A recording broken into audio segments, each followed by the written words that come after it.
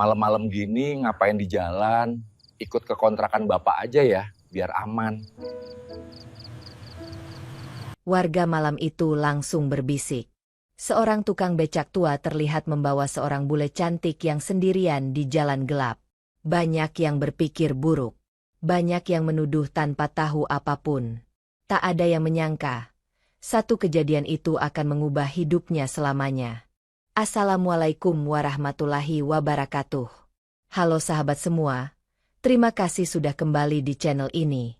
Sebelum lanjut ke kisahnya, pastikan kalian subscribe, like, dan share, karena cerita ini bukan sekadar drama, ini tentang nasib, prasangka, dan ketulusan yang dibalas tak terduga. Malam itu jalanan kota tua terlihat lengang. Lampu-lampu jalan menyala redup, memantulkan bayangan panjang di aspal yang sudah mulai retak. Angin malam membawa bau lembab, bercampur sisa hujan sore yang belum sepenuhnya mengering. Di sudut jalan itu, Sarman, seorang tukang becak berusia hampir 50 tahun, mengayuh pelan becaknya, sendirian seperti malam-malam sebelumnya. Sarman bukan siapa-siapa. Hidupnya sederhana, bahkan seringkali pas-pasan. Setiap malam ia mengayuh becak berharap ada satu atau dua penumpang yang mau naik, sekadar cukup untuk membeli beras esok hari. Istrinya sudah lama meninggal, anaknya merantau entah kemana. Becak tua itu adalah satu-satunya teman setianya. Ketika hampir memutuskan pulang, pandangannya menangkap sesuatu yang tidak biasa. Di bawah lampu jalan yang berkedip, terlihat seorang wanita asing berdiri kebingungan. Rambut pirangnya terurai, pakaiannya bersih namun wajahnya pucat. Ia tampak gelisah, menoleh ke kanan dan kiri, seperti seseorang yang benar-benar tersesat. Sarman melambatkan kayuhan. Nalurinya ragu. Pengalaman mengajarkannya satu hal, urusan orang asing, apalagi malam hari, sering membawa masalah. Namun langkah kakinya berhenti dengan sendirinya. Wanita itu menatapnya. Matanya berkaca-kaca. "Excuse me, please." Suaranya bergetar. Sarman terdiam. Bahasa Inggrisnya sangat terbatas. Tapi dari nada suara dan gestur tubuh, ia tahu satu hal. Wanita ini ketakutan. "Kenapa, Neng?" tanya Sarman pelan. Refleks menggunakan bahasa yang biasa ia pakai. Wanita itu menggeleng, lalu menunjuk ke tas kecil di tangannya yang terbuka kosong. Ia mengucap beberapa kata yang tidak sepenuhnya dipahami Sarman, tapi satu kata jelas, "No money." Di saat itulah, beberapa pengendara motor melintas perlahan. Ada yang menoleh, ada yang tersenyum miring. Tuh, tukang becak sama bule," bisik seseorang. "Ngapain malam-malam?" sahut yang lain. "Pasti ada apa-apanya." Sarman mendengar bisikan itu. Dadanya terasa sesak. Ia belum melakukan apapun, tapi penilaian sudah dijatuhkan. Wanita itu semakin panik. Nafasnya pendek-pendek. Tangannya gemetar. Sarman menghela napas panjang. "Tenang, Neng, tenang," katanya sambil mengangkat tangan, berusaha menenangkan. Ia menunjuk ke becaknya. "Duduk, duduk dulu." Wanita itu ragu, lalu perlahan duduk. Becak tua itu berderit pelan, menjadi saksi awal dari takdir yang belum mereka pahami. Sarman tidak langsung mengayuh. Ia memikirkan risiko. Orang-orang melihat. Gosip bisa muncul. Tapi membiarkan wanita asing sendirian di jalan malam seperti ini, bukan pilihan yang bisa diterima hatinya. "Nama, kamu?" tanya Sarman terbata.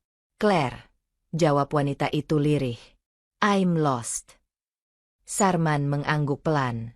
"Saya, Sarman." Malam semakin dingin. Jalanan semakin sepi. Dan di atas becak tua itu, dua orang dari dunia yang sangat berbeda sedang berada di satu titik yang sama, ketakutan dan ketidakpastian. Tanpa mereka sadari, pertemuan singkat di jalan gelap itu bukan hanya akan mengubah malam itu, tetapi mengubah seluruh arah hidup Sarman. Dan yang lebih mengejutkan lagi, Claire bukan wanita biasa seperti yang semua orang kira. Becak tua itu bergerak pelan menyusuri jalanan yang semakin sunyi. Roda besinya berdecit setiap kali melewati aspal yang tidak rata. Sarman mengayuh dengan hati-hati, sesekali melirik ke belakang untuk memastikan Claire masih baik-baik saja. Wanita itu duduk diam, memeluk tas kecilnya, matanya menatap kosong ke depan. Namun di belakang mereka, cerita sudah mulai berjalan lebih cepat dari becak itu sendiri. Di warung kopi ujung jalan, beberapa pria yang tadi melihat kejadian itu mulai berbisik. Tukang becak kok bawa bule malam-malam? Ah, paling juga cari untung. Mana tahu, siapa tahu dibayar dolar. Tawa kecil menyertai bisikan itu. Tak ada yang benar-benar tahu apa yang terjadi, tapi prasangka terasa lebih nikmat daripada kebenaran. Sarman tidak mendengar semua itu secara langsung, tapi ia bisa merasakannya. Setiap kali ada motor melintas dan melambat, setiap kali ada mata yang menatap terlalu lama, dadanya kembali terasa berat. Ia tahu reputasinya di lingkungan itu, orang biasa, miskin, dan mudah dijadikan bahan omongan. Claire akhirnya bersuara. "I'm Scarlett," katanya lirih. Sarman berhenti sejenak di bawah lampu jalan lain yang cahayanya lebih terang. Ia menoleh, menjaga jarak, memastikan sikapnya tetap sopan. "Tenang, Neng. Aman." Ia lalu membuka botol air mineral yang terselip di bawah kursi becak dan menyerahkannya. Claire menerimanya dengan kedua tangan, minum perlahan, seolah takut air itu akan habis. Where are you taking me?" tanya Claire ragu. Sarman berpikir sejenak. Bahasa Inggrisnya terbatas, tapi kejujuran tidak perlu bahasa rumit. "Ke tempat ramai, polisi, atau orang?" Claire mengangguk, sedikit lega. Mereka berhenti di sebuah minimarket kecil yang masih buka. Lampu terang membuat Claire terlihat lebih jelas. Kulitnya bersih, jam tangan sederhana tapi elegan, dan sepatu yang tidak murah. Sarman, tanpa sadar, memperhatikan detail-detail itu. Orang asing biasa tidak berpakaian seperti ini, batinnya. Di depan minimarket, dua orang pemuda memperhatikan mereka. Salah satunya menyeringai. "Bang, bule ya?" katanya dengan nada bercanda yang mengandung sindiran. Sarman menegakkan badan. "Iya." Dia tersesat. "Sendirian malam-malam?" Pemuda itu tertawa kecil. "Hati-hati, Bang." Kata hati-hati terdengar seperti peringatan, tapi juga seperti ancaman halus. Claire menangkap nada itu dan tubuhnya menegang. Sarman berdiri sedikit lebih ke depan. Posisinya jelas melindungi. "Sudah," katanya singkat. Pemuda itu mengangkat bahu dan pergi, tapi tatapan terakhirnya penuh arti. Tidak semua orang malam itu berniat baik. Setelah membeli roti dan makanan ringan, Sarman menyerahkannya pada Claire. Mata Claire berkaca-kaca. "Thank you," katanya berkali-kali. Sarman hanya mengangguk. Ia tidak ingin dipuji. Ia hanya ingin wanita itu selamat. Di sebuah pos polisi kecil, Sarman berhenti. Lampu neon menerangi papan nama yang mulai pudar. Seorang petugas keluar, mengerutkan kening melihat pemandangan di depannya. "Ada apa ini?" tanyanya. Sarman menjelaskan dengan bahasa sederhana, dibantu gestur tangan. Claire ikut bicara. Kali ini lebih lancar. Ia menyebutkan paspor, dompet, dan ponsel yang hilang. Petugas mendengarkan dengan serius, tidak seperti orang-orang di jalan. Namun satu kalimat Claire membuat suasana berubah. "My father will come," katanya. "He owns property companies." Petugas berhenti menulis. "Property." Claire mengangguk pelan. "Yes, big company." Sarman terdiam. Kata-kata itu bergema di kepalanya. Anak bos properti? Pikirannya langsung kacau. Ia menatap Claire, lalu menunduk lagi. Jarak dunia mereka tiba-tiba terasa semakin jauh. Petugas mengangguk hormat. Sikapnya berubah lebih formal. "Kami akan bantu. Ini serius." Saat mereka keluar dari pos polisi, Claire menatap Sarman dengan ekspresi cemas. "You think people misunderstand you because of me?" Sarman tersenyum tipis. Sudah biasa. Namun di dalam hatinya, ia tahu satu hal. Mulai malam ini, hidupnya tidak akan lagi sama. Jika identitas Claire benar, maka gosip yang beredar bukan hanya soal moral, melainkan soal kekuasaan, uang, dan kemungkinan masalah besar. Di jalan pulang, becak kembali bergerak. Tapi kali ini, bukan hanya roda yang berdecit. Nasib Sarman juga sedang bergerak menuju sesuatu yang jauh lebih besar dari dirinya. Dan di sudut-sudut gelap kota itu, orang-orang masih berbisik, tanpa tahu bahwa tukang becak yang mereka remehkan sedang berdiri di persimpangan takdir. Becak tua itu bergerak pelan menyusuri jalanan yang semakin sunyi. Roda besinya berdecit setiap kali melewati aspal yang tidak rata. Sarman mengayuh dengan hati-hati, sesekali melirik ke belakang untuk memastikan Claire masih baik-baik saja. Wanita itu duduk diam, memeluk tas kecilnya, matanya menatap kosong ke depan. Namun di belakang mereka, cerita sudah mulai berjalan lebih cepat dari becak itu sendiri. Di warung kopi ujung jalan, beberapa pria yang tadi melihat kejadian itu mulai berbisik.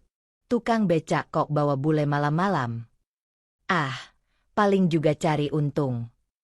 Mana tahu, siapa tahu dibayar dolar. Tawa kecil menyertai bisikan itu. Tak ada yang benar-benar tahu apa yang terjadi, tapi prasangka terasa lebih nikmat daripada kebenaran. Sarman tidak mendengar semua itu secara langsung, tapi ia bisa merasakannya. Setiap kali ada motor melintas dan melambat, setiap kali ada mata yang menatap terlalu lama, dadanya kembali terasa berat. Ia tahu reputasinya di lingkungan itu, orang biasa, miskin, dan mudah dijadikan bahan omongan. Claire akhirnya bersuara. "I'm Scarlett," katanya lirih. Sarman berhenti sejenak di bawah lampu jalan lain yang cahayanya lebih terang. Ia menoleh, menjaga jarak, memastikan sikapnya tetap sopan. "Tenang, Neng. Aman." Ia lalu membuka botol air mineral yang terselip di bawah kursi becak dan menyerahkannya. Claire menerimanya dengan kedua tangan, minum perlahan, seolah takut air itu akan habis. Where are you taking me?" tanya Claire ragu. Sarman berpikir sejenak. Bahasa Inggrisnya terbatas, tapi kejujuran tidak perlu bahasa rumit. "Ke tempat ramai, polisi, atau orang?" Claire mengangguk, sedikit lega. Mereka berhenti di sebuah minimarket kecil yang masih buka. Lampu terang membuat Claire terlihat lebih jelas. Kulitnya bersih, jam tangan sederhana tapi elegan, dan sepatu yang tidak murah. Sarman, tanpa sadar, memperhatikan detail-detail itu. Orang asing biasa tidak berpakaian seperti ini, batinnya. Di depan minimarket, dua orang pemuda memperhatikan mereka. Salah satunya menyeringai. "Bang, bule ya?"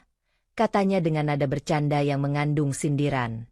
Sarman menegakkan badan. "Iya." Dia tersesat. "Sendirian malam-malam?" Pemuda itu tertawa kecil. "Hati-hati, Bang." Kata hati-hati terdengar seperti peringatan, tapi juga seperti ancaman halus. Claire menangkap nada itu dan tubuhnya menegang. Sarman berdiri sedikit lebih ke depan. Posisinya jelas melindungi. "Sudah," katanya singkat. Pemuda itu mengangkat bahu dan pergi, tapi tatapan terakhirnya penuh arti. Tidak semua orang malam itu berniat baik. Setelah membeli roti dan makanan ringan, Sarman menyerahkannya pada Claire. Mata Claire berkaca-kaca. "Thank you," katanya berkali-kali. Sarman hanya mengangguk. Ia tidak ingin dipuji. Ia hanya ingin wanita itu selamat. Di sebuah pos polisi kecil, Sarman berhenti. Lampu neon menerangi papan nama yang mulai pudar. Seorang petugas keluar, mengerutkan kening melihat pemandangan di depannya. "Ada apa ini?" tanyanya. Sarman menjelaskan dengan bahasa sederhana, dibantu gestur tangan. Claire ikut bicara. Kali ini lebih lancar. Ia menyebutkan paspor, dompet, dan ponsel yang hilang.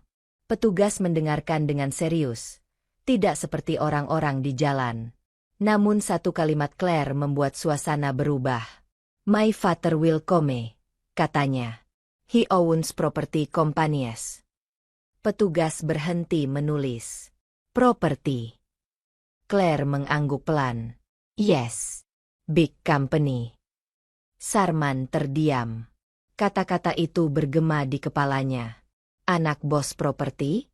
Pikirannya langsung kacau. Ia menatap Claire, lalu menunduk lagi. Jarak dunia mereka tiba-tiba terasa semakin jauh. Petugas mengangguk hormat. Sikapnya berubah lebih formal. Kami akan bantu. Ini serius.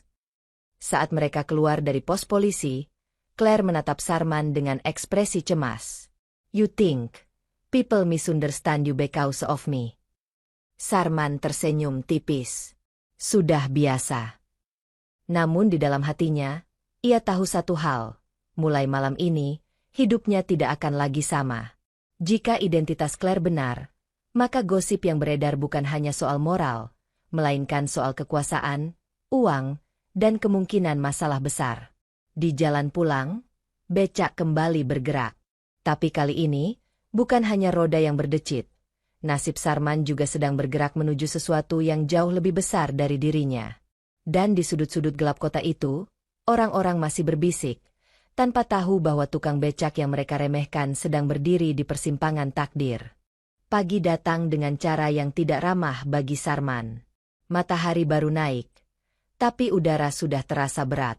Ia mengayuh becaknya seperti biasa, menyusuri jalan yang sama, berharap hari ini akan berjalan normal. Namun sejak malam itu, tak ada lagi yang normal. Beberapa tukang becak lain menatapnya dengan pandangan aneh. Ada yang berbisik, ada yang pura-pura tidak melihat. Sarman mencoba bersikap biasa, tapi dadanya terasa sesak. Ia tahu cerita sudah beredar, dan seperti biasa, cerita itu tumbuh liar tanpa kendali. Men, panggil seorang tukang becak yang sudah lama ia kenal.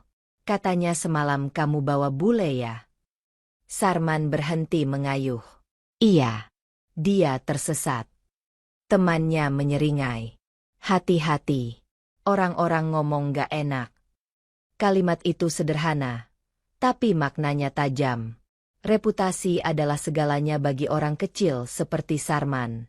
Sekali rusak, sulit diperbaiki. Di sudut pasar, beberapa pelanggan yang biasa naik becaknya memilih becak lain. Ada yang beralasan buru-buru, ada yang pura-pura sibuk. Sarman tidak memaksa. Ia hanya menunduk dan kembali mengayuh. Sementara itu, di sebuah penginapan sederhana yang diurus polisi, Claire duduk termenung. Ia baru saja berbicara dengan seseorang lewat telepon pinjaman. Wajahnya pucat. "They are looking for me," katanya pelan kepada petugas. "My family." Petugas mengangguk. "Kami sudah hubungi kedutaan. Mereka akan datang." Kabar itu terdengar seperti kelegaan, tapi juga membawa ketakutan baru.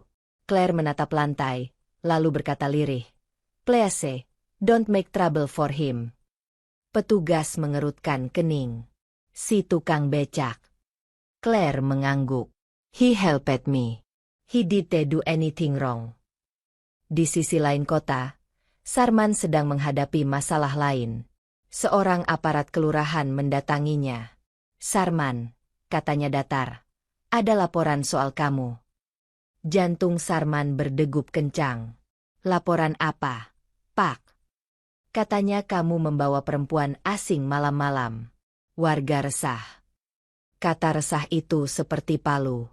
Sarman mencoba menjelaskan, dengan suara tertahan dan kata-kata sederhana. Ia menceritakan soal tersesat, soal polisi, soal niat menolong. Aparat itu mendengarkan, lalu menghela napas. "Saya tidak bilang kamu salah. Tapi jaga diri. Jangan sampai jadi masalah besar." Sarman mengangguk. Ia tahu arti peringatan itu. Satu langkah salah, ia bisa kehilangan izin mangkal. Hari itu, ia pulang lebih awal. Becaknya kosong. Uang di sakunya hampir tidak ada. Di rumah kecilnya, Sarman duduk diam, memikirkan semua yang terjadi. Untuk pertama kalinya dalam hidupnya, ia bertanya pada diri sendiri, apakah menolong orang memang selalu berakhir begini? Sore hari, sebuah mobil hitam berhenti di dekat pos polisi. Dua pria berjas rapi turun, diikuti seorang wanita parubaya dengan wajah tegas namun cemas.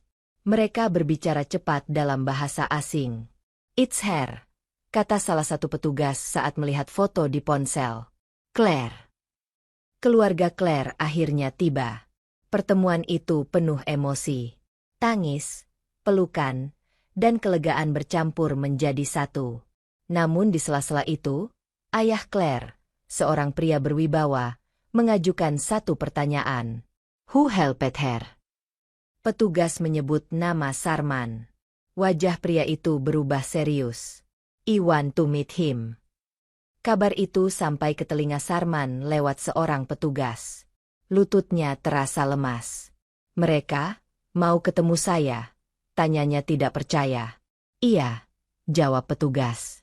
"Tenang, ini bukan masalah." Namun bagi Sarman, bertemu keluarga orang kaya, bahkan bos properti, adalah sesuatu yang menakutkan. Ia hanya tukang becak. Bajunya lusuh. Bahasanya terbatas. Malam itu, Sarman duduk di becaknya, menatap langit. Hidupnya yang selama ini berjalan lurus tiba-tiba berbelok tajam. Ia tidak tahu apakah belokan ini menuju jurang atau jalan baru. Satu hal yang pasti, ia tidak pernah berniat mengubah hidupnya. Ia hanya menolong karena hati kecilnya berkata begitu. Dan justru karena itulah, dunia mulai mengetuk pintunya, dengan cara yang tak pernah ia bayangkan. Sarman berdiri canggung di depan pos polisi. Kemeja lusuh yang biasa ia pakai terasa semakin tidak pantas hari itu. Tangannya kasar, penuh bekas kerja keras, terus saling meremas tanpa sadar. Dari kejauhan, ia melihat mobil hitam mengilap terparkir rapi, kendaraan yang jelas tidak berasal dari dunia yang sama dengannya. Seorang petugas memanggilnya. "Pak Sarman, silakan." Langkahnya terasa berat.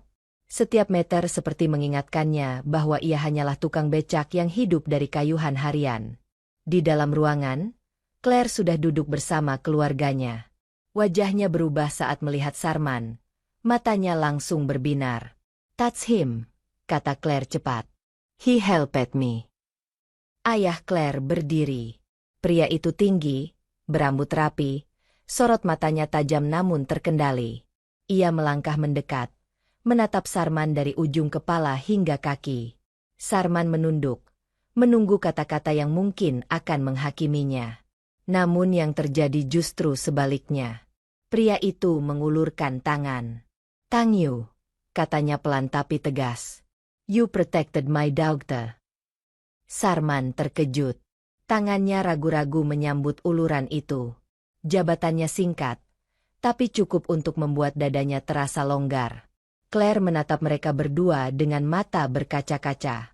Selama hampir 1 jam, Sarman menceritakan kejadian malam itu, tanpa melebih-lebihkan apapun. Ia menjelaskan tentang jalan sepi, tentang ketakutan Claire, tentang becaknya yang tua. Ia juga menceritakan gosip, tatapan sinis, dan tekanan yang ia terima setelahnya. Ibu Claire menyeka air mata. "People can be cruel," katanya lirih. Ayah Claire mengangguk, lalu menoleh ke petugas. "I want his clearly written. This man did nothing wrong." Kata-kata itu seperti beban yang diangkat dari pundak Sarman. Selama ini, ia hanya ingin satu hal, kebenaran didengar. Sebelum pertemuan berakhir, ayah Claire menyampaikan niatnya. "We want to compensate you," katanya. "For your trouble. For your courage." Sarman langsung menggeleng. "Tidak, saya nolong bukan buat uang." Claire berdiri. "Please," katanya dalam bahasa Indonesia yang masih terbata. "You helped me when everyone else looked away." Keheningan kembali menyelimuti ruangan. Ayah Claire tidak memaksa. Ia hanya tersenyum kecil. "Think about it," katanya. "Not as payment, as appreciation." Sore itu, berita mulai menyebar. Kali ini berbeda. Cerita tentang tukang becak yang difitnah mulai berbalik arah. Orang-orang yang dulu berbisik mulai diam. Beberapa bahkan mendatangi Sarman, menepuk bahunya dengan wajah malu. Namun perubahan terbesar terjadi di dalam diri Sarman sendiri. Untuk pertama kalinya, ia merasa dihargai tanpa harus menjadi orang lain. Malam hari, Claire menemui Sarman sebelum ia kembali ke keluarganya. Mereka berdiri di bawah lampu jalan yang sama, tempat pertama kali bertemu. "I will go home," kata Claire. "But I won't forget you."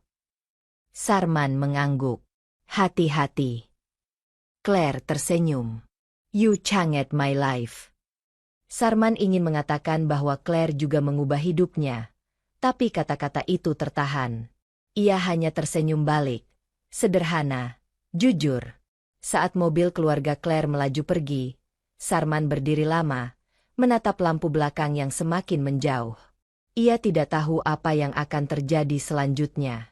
Namun satu hal ia yakini, hidupnya sudah tidak akan sama. Dan ternyata, perubahan itu baru saja dimulai. Permintaan maaf dari semua orang. Suatu sore, sebuah mobil kembali berhenti di dekat rumah kecilnya. Kali ini, Claire turun sendiri. Ia tidak mengenakan pakaian mahal, hanya pakaian sederhana, senyum tulus di wajahnya. "Aku mau pamit," katanya pelan. Sarman mengangguk. "Hati-hati."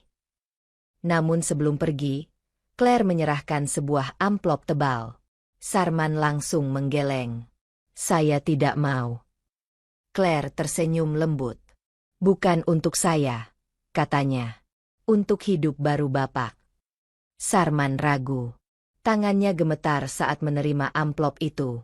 Di dalamnya bukan hanya uang, tapi juga sebuah kartu nama dan secari kertas bertuliskan alamat kantor. "My father wants you to come," kata Claire. "If you want." Beberapa minggu kemudian, Sarman memberanikan diri datang ke alamat itu. Gedung tinggi dengan kaca mengilap membuatnya hampir mundur. Tapi ia ingat satu hal, ia tidak pernah berniat meminta apapun. Ayah Claire menyambutnya dengan senyum hormat. Tidak ada nada merendahkan. Tidak ada belas kasihan palsu. "Kami tidak ingin mengubah siapa Anda," kata pria itu. "Kami hanya ingin memberi kesempatan." Tawaran itu sederhana tapi besar. Modal usaha kecil, pelatihan, dan tempat tinggal yang lebih layak. Tidak ada syarat aneh. Tidak ada ikatan memalukan. Sarman pulang dengan kepala penuh pikiran. Malam itu ia duduk lama di samping becaknya. Kendaraan tua itu telah memberinya hidup selama puluhan tahun. Ia mengusap rangkanya pelan, seperti mengucapkan terima kasih. Beberapa bulan berlalu. Becak itu masih ada, tapi kini lebih sebagai kenangan. Sarman membuka usaha kecil jasa antar lingkungan dan wisata lokal. Tidak besar, tidak mewah, tapi cukup. Ia menyewa rumah sederhana. Hidupnya pelan-pelan berubah, tanpa harus meninggalkan jati dirinya. Suatu hari, Claire kembali, kali ini sebagai tamu, bukan orang tersesat. Mereka duduk minum teh di teras rumah Sarman. Tidak ada jarak canggung, tidak ada dunia yang terlalu jauh. "People should get you," kata Claire. "But you stayed kind." Sarman tersenyum. "Karena kalau kita berubah karena omongan orang, berarti mereka menang." Claire menunduk, lalu tersenyum. "My father always says property can be rebuilt. Karakter cannot." Matahari sore menyinari wajah Sarman. Ia menatap jalanan tempat dulu ia sering mengayuh. Ia sadar, hidupnya tidak berubah karena ia menolong orang kaya.